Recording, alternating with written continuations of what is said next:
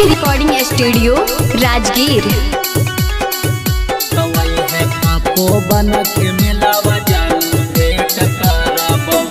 हेगे जेठियन के घाटिया पर बेट करबौ, हेगे जेठियन के घाटिया पर बेट करबौ।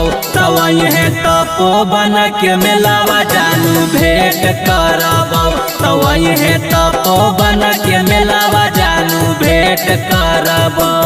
हेगे शादी वाला मामला ओजे सेट करबौ, हेगे शादी वाला मामला ओजे सेट करबौ। तवई है तपोवन के मेलावा जानू भेंट करबौ, तवई है तपोवन के मेलावा जानू भेंट करबौ।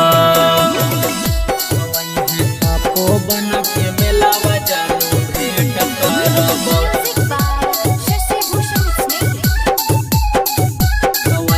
तपोवन के मेलावा जानू भेंट करबौ।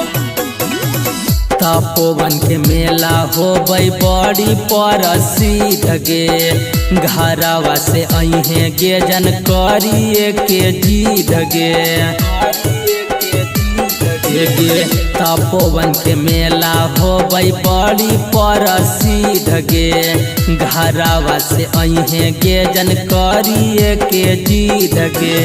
हम लेट करबौ तू ना लेट करी हे गे, हम लेट करबौ तू ना लेट करी हे। तवई है तपोवन के मेलावा जानू भेंट करबौ, तवई है तपोवन के मेलावा जानू भेंट करबौ।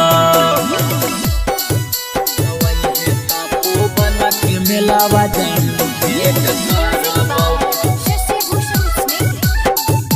Recording studio Rajgir.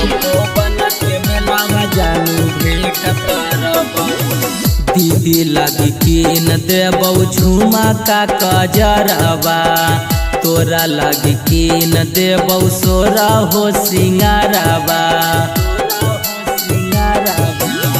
दीदी लगी कीन देबौ झुमका कजरवा, तोरा लगी कीन देबौ सोरा हो सिंगारवा। महेश आर्यन डेट फिक्स करतौ, हेगे राजेश पंकज डेट फिक्स करतौ।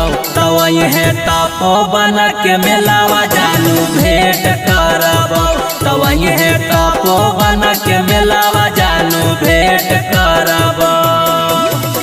Recording studio Rajgir.